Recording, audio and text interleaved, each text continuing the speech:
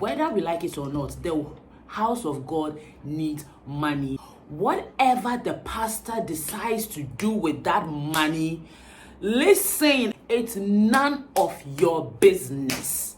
Your government is misusing funds, is wasting money. Like, you pay taxes. Are you going to say, oh, because the government is not using the money for what I want them to do, I'm not going to pay tax? You don't say that. You still pay.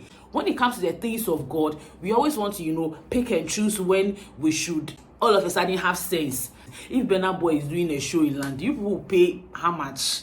And that one day, people will not talk about it too. You have not seen that one. You guys should be happy that I'm not God.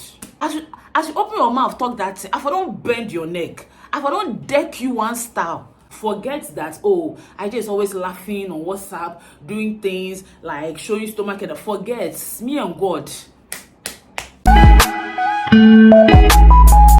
Hey guys, welcome back to my channel. My name is Ijoma, I to the J to the E to the O to the M-O. You know the vibes. Thank you so much for coming back to my channel. If this is your first time here, bosa for you. Thank you so much for stopping by. Please don't make this your last time on my channel. Go back and watch all my videos. You know what? I get it, I get it when unbelievers say things like, why do I have to go and give my money to a pastor? Why do I have to pay my tithes? Like, isn't the pastor going to spend the money? Is God going to come down from heaven to spend the money? Why do I have to give my money? Like, in fact, before I even think about giving my money to a church, I would rather give it to the homeless people. I'd rather give it to people on the street. I get it. They are unbelievers and it's totally understandable. But what I don't get, what is mind-busting to me, is the fact that people who claim to be born-again Christians, people who say they are truly saved, people who go to church 247, when I hear them say these things, I'm like, bro, do you even read your Bible? I know you're trying to be, Miss Goody Two Shoes by trying to give to the homeless, to the poor, and there's absolutely nothing wrong with that. I have a vision to help people off the streets one day, and that's something I'm currently working on. So yes, it's going to take off. There's absolutely nothing wrong with that.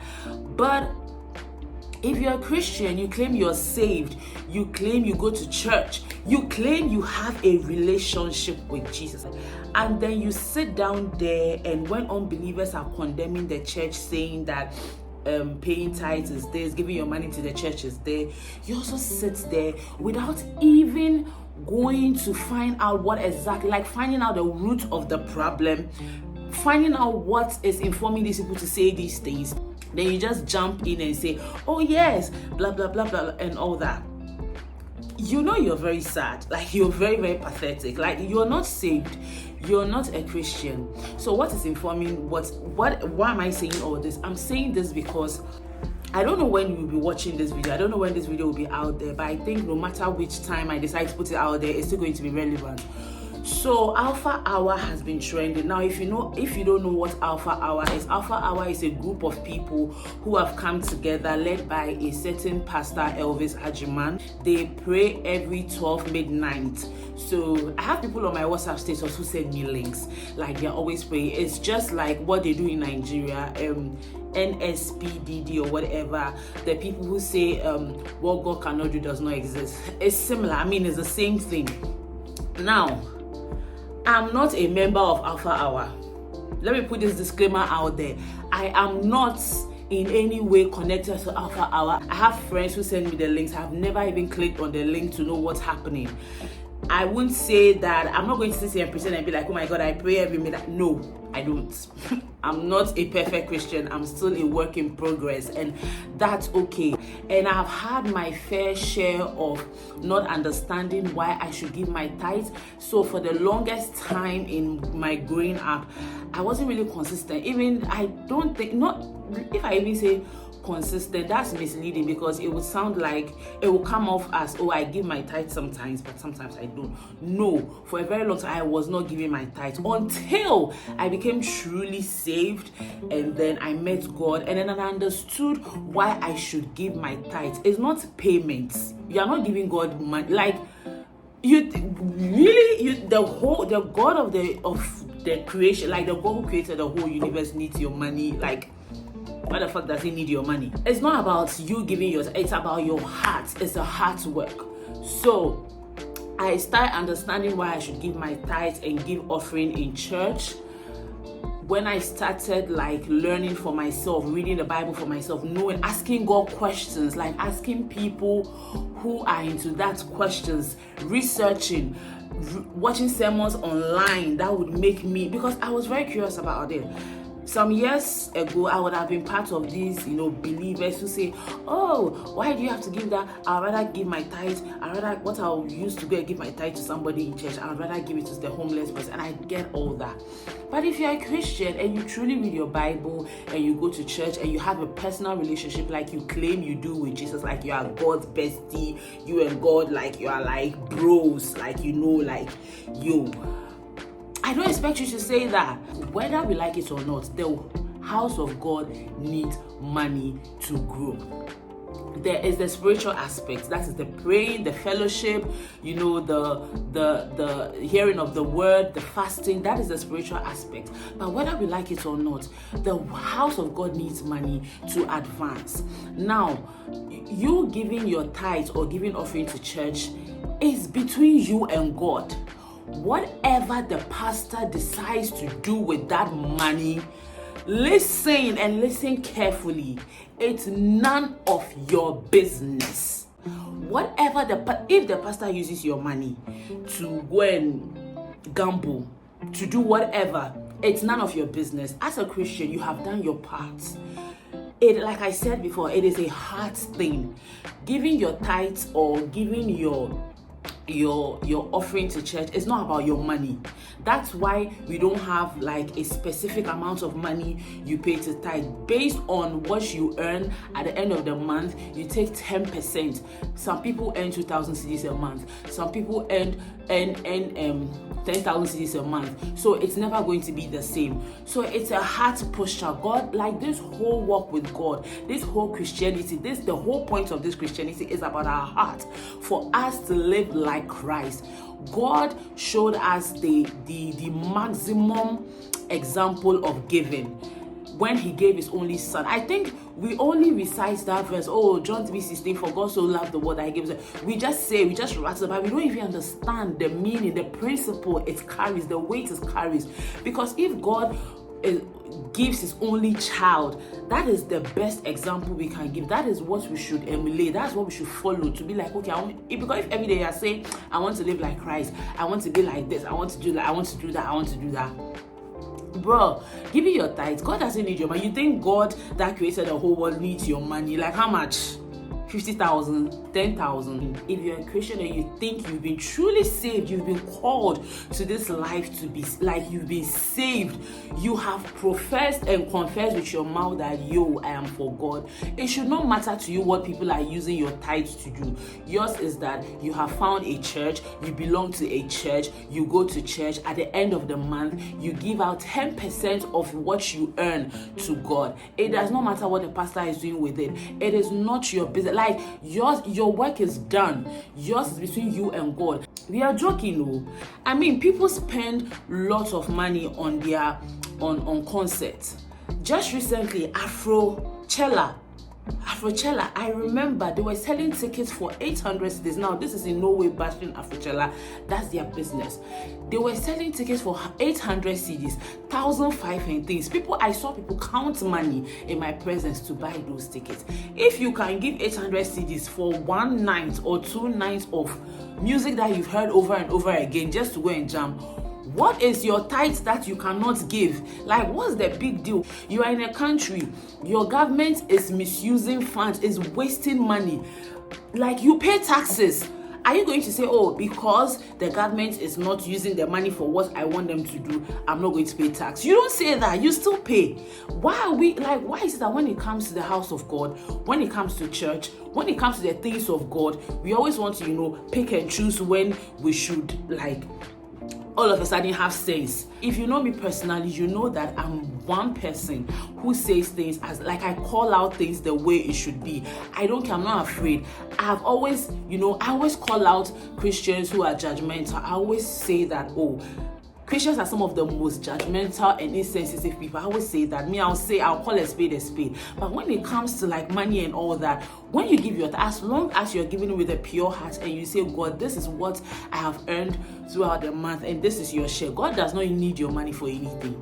It is you doing your bit. At the end of the day, it's for you. Like, how do I even say this? Am I even making sense? Alpha Hour, I'm not a member. I don't wake up at 12 midnight to pray with them.